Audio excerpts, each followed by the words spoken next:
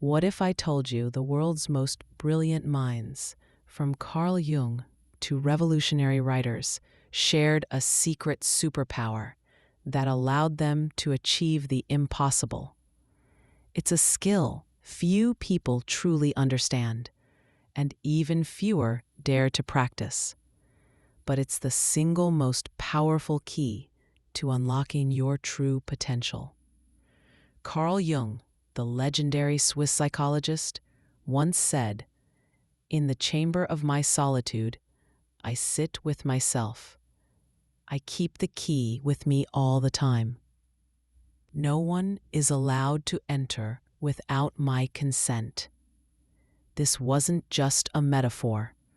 When Jung set out to radically change the field of psychiatry, he literally built a stone tower near Lake Zurich. He called it Bollingen Tower, a sanctuary where he could think and work deeply, away from everything. This intense isolation, despite keeping him from his patients, was crucial for his monumental goal: to change psychology forever. You see, Jung wasn't alone. Across history, countless influential figures shared this unwavering commitment to what we now call deep work. Take Michel de Montaigne in the 16th century, who crafted his groundbreaking essays from a private library high in his French chateau. Or Mark Twain, who penned much of the adventures of Tom Sawyer in complete solitude, deep within a cabin at Quarry Farm. So isolated, his family had to ring a bell just to call him for dinner. So you might be wondering, did Jung or these other titans coin the term deep work? No, they didn't. The term deep work is a modern invention by Cal Newport. However, Jung's profound output from Bollingen Tower and the focused endeavors of Montaigne and Twain embody the very essence of this powerful concept. Newport argues they were, in practice, masters of deep work long before it had a name. Now, who exactly is Cal Newport? Cal Newport is an associate professor of computer science at Georgetown University, a popular blogger, and the author of 6 self-help books focused on professional success. His most famous, Deep Work, a book that's been translated globally and is rapidly changing how we think about productivity. The book itself is split into 2 critical parts. The first is theoretical. It defines deep work, explains why it's so important, why it boosts productivity, and why so few people actually practice it. The second part is where things get actionable, offering practical strategies for you to enter and maintain this highly focused state in your own life. Let me ask you this. Don't you sometimes find yourself hours deep into a task only to realize you've accomplished frustratingly little, or the quality just isn't there? Then there are those rare moments when you're completely absorbed, no distractions, just pure concentration on a single task, and you're genuinely surprised by the incredible quality of the work you produce. Newport calls that first scenario shallow work. The second, that's deep work. His core hypothesis is simple, yet revolutionary.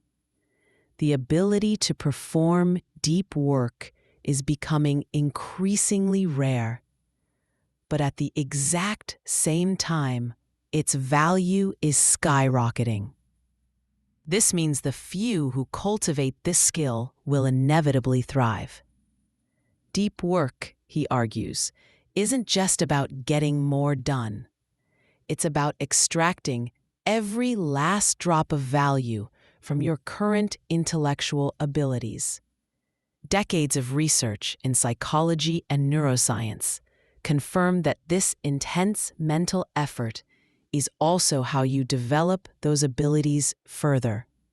It's the type of effort needed to excel in any field requiring serious cognition. Your goal, then, should be to make deep work a consistent habit, not just something you do when forced. Imagine scheduling a fixed daily time for it.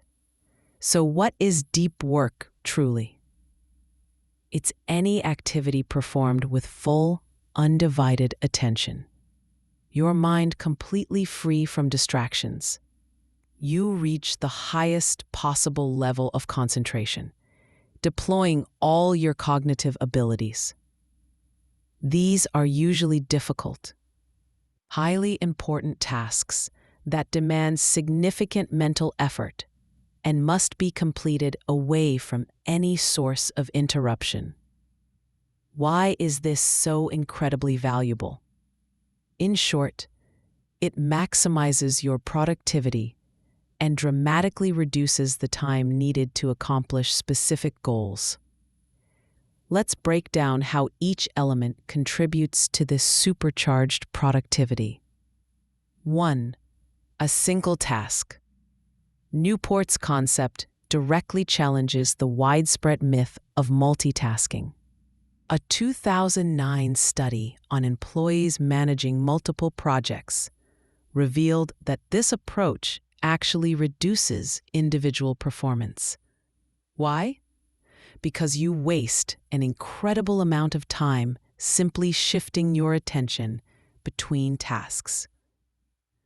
Plus, your brain struggles to let go of an incomplete task, impacting your performance on the next one. 2. No distractions.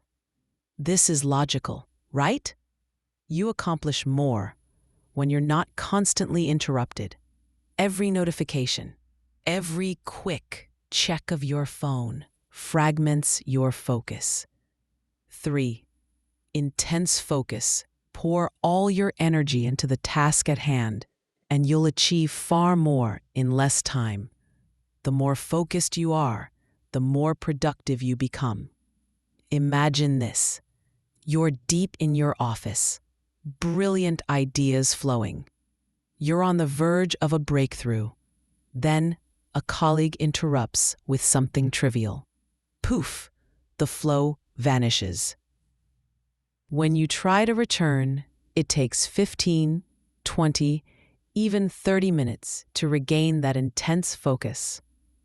A 2018 survey by Udemy found over 70% of workers experience constant distractions, with 16% feeling always unable to concentrate. This lost focus costs American companies over $650 billion annually, creating a vicious cycle of dissatisfaction, reduced output, longer hours, and increased stress. And it's not just the workplace. In our tech-saturated age, every sound, every flash, every vibration is an invitation to distraction. A 2019 report showed we check our phones around 100 times a day.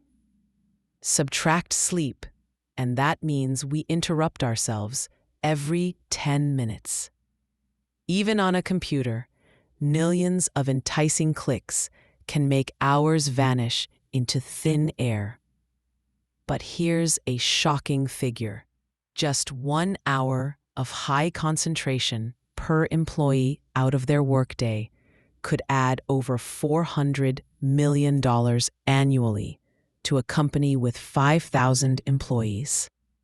Brad Killinger, CEO of Sapiens Analytics, calls this the golden hour, a dedicated time for focus free from apps, notifications, and emails. So, if deep work is this powerful, why is it so rare? For most, shallow work is simply easier. It's the path of least resistance. Shallow work, those tasks that don't require much knowledge, often done while distracted, doesn't create new value or develop your abilities. It's far easier to let shallow work dominate your professional life than to commit to tasks that demand time and effort but deliver real value. Newport highlights a critical issue: busyness as a proxy for productivity. In the absence of clear metrics for what valuable work looks like, many default to simply appearing busy, even if those tasks are unimportant or unproductive. As Newport summarizes, deep work is hard and shallow work is easier. In the absence of clear goals for your work, the visible busyness that surrounds shallow work becomes self-preservation. But wait, there's another hidden cost you might not expect: attention residue. This concept reveals that every time you switch from one task to another, remnants of your attention linger on the previous task. Similarly, the overwhelming amount of information on social media doesn't just disappear when you close the app. It sticks in your head, consciously or unconsciously, gradually eroding your ability to concentrate. Even a quick scroll through Facebook during a break means a part of your brain is still processing that content when you return to your project. It can take up to 30 minutes to fully regain your concentration. During that time, you're working at a reduced cognitive capacity, making deep work nearly impossible. Every switch costs you productivity. Deep work, by contrast, prevents this residue, allowing for clarity of thought and skyrocketing your output. So, how do you acquire this superpower? Can deep work be learned? Newport confirms deep work is a skill that must be practiced. Don't expect to jump into hours of intense focus immediately. You might start with just an hour a day, or even less. But with consistent practice, you'll sharpen this skill, producing enormous amounts of work and reaping all the benefits. Maximizing the deep work habit requires training, specifically improving your ability to focus intensely and overcoming your innate desire for distraction. Both are crucial for mastery. To guide you, Newport outlines 4 essential rules in the practical section of his book. Rule number 1: work deeply. Unfortunately, desire has become the rule instead of the exception. This stark statement opens Newport's first rule.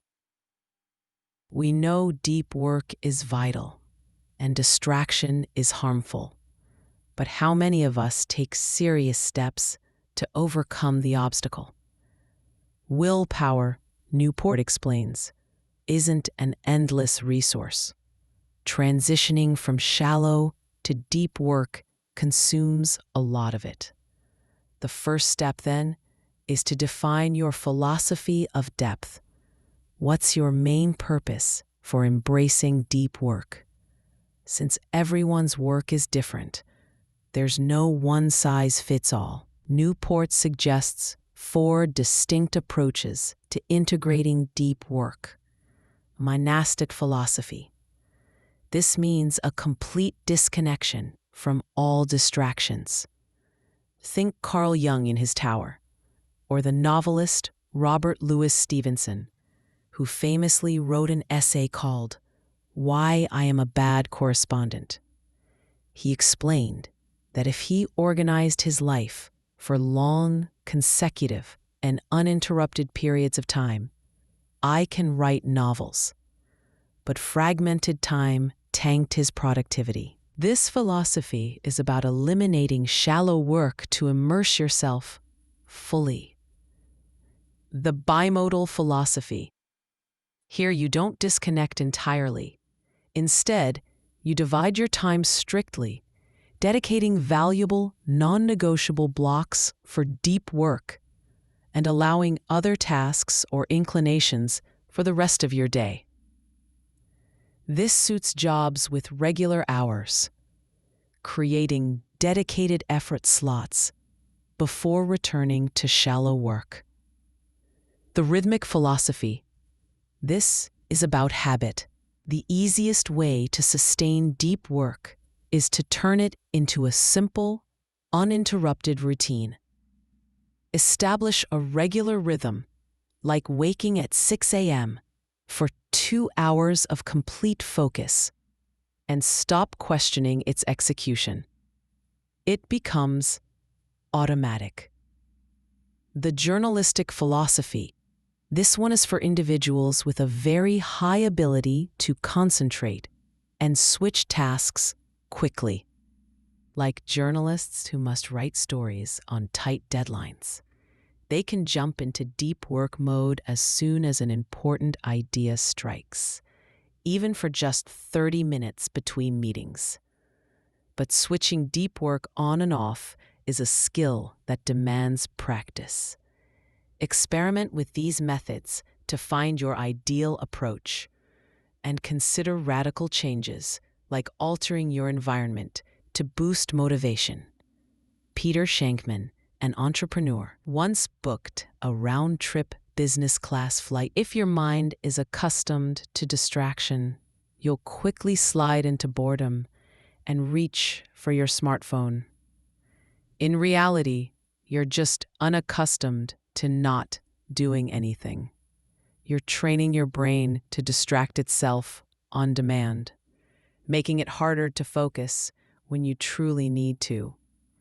Just like athletes care for their bodies outside training, you must care for your focus outside deep work sessions.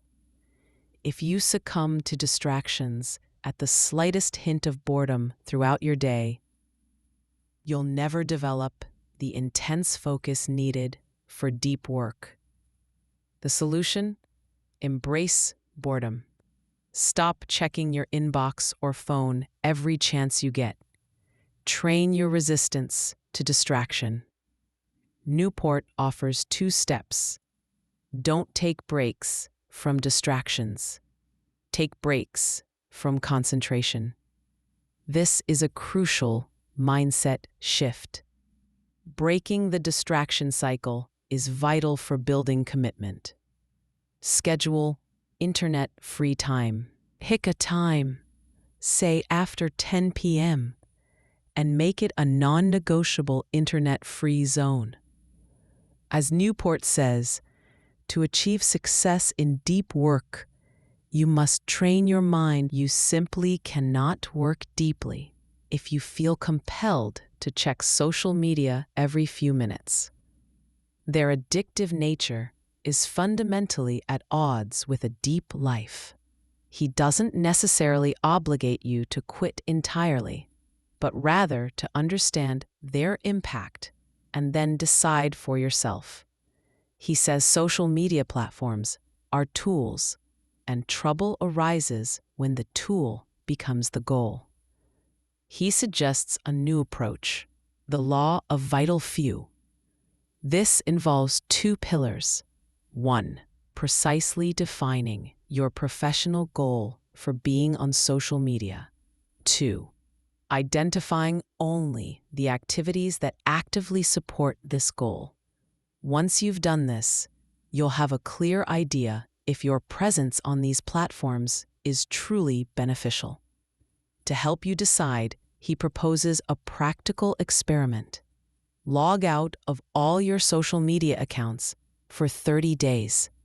Don't tell anyone. Delete the apps if you need to. After 30 days, ask yourself, 1. Would those 30 days have been significantly better if you had used social media? Did people care that you weren't around? If the answer to both is no, then quitting should be easy. If yes, then you might stay. If it's a mixed bag, weigh the true impact. Newport advises, if you want to get rid of the addictive pull towards entertaining websites that drain your time and attention, occupy your mind with a good alternative. This not only preserves your focus, but allows you to experience the joy of living, rather than just observing it. Rule number 4, drain the shallows or limit superficiality. Shallow work means answering emails, making phone calls, attending meetings, unavoidable but ultimately low-value tasks. If you're serious about deep work, you need to minimize your time on the shallow stuff to maximize time for what truly matters. The goal isn't to eliminate shallow work entirely, but to control its impact and reduce it to the bare minimum. Here are some practical solutions. Schedule your day. It sounds strange, but after a week, you'll see how much wasted time you eliminate. Determine the depth of each activity. Most of us overestimate the value of our tasks. Many are routine and can be streamlined or delegated. Finish your work at a specific time. Make this a non-negotiable motto. Stick to it. Be hard to reach. Don't always make yourself instantly accessible. Don't reply to messages immediately, especially if they're not clear, specific, or valuable. But here's the most powerful motivator for all these changes: a clear and big goal. It's incredibly difficult to work deeply in a world constantly pulling us toward shallow tasks. To do this, you need rituals and routines that reduce the willpower needed to maintain focus. Simply being told to spend more time working deeply isn't inspiring. Saying no to distractions just for the sake of it won't motivate you. However, saying no to distractions because you're pursuing an ambitious, transformative goal, that's extremely motivating.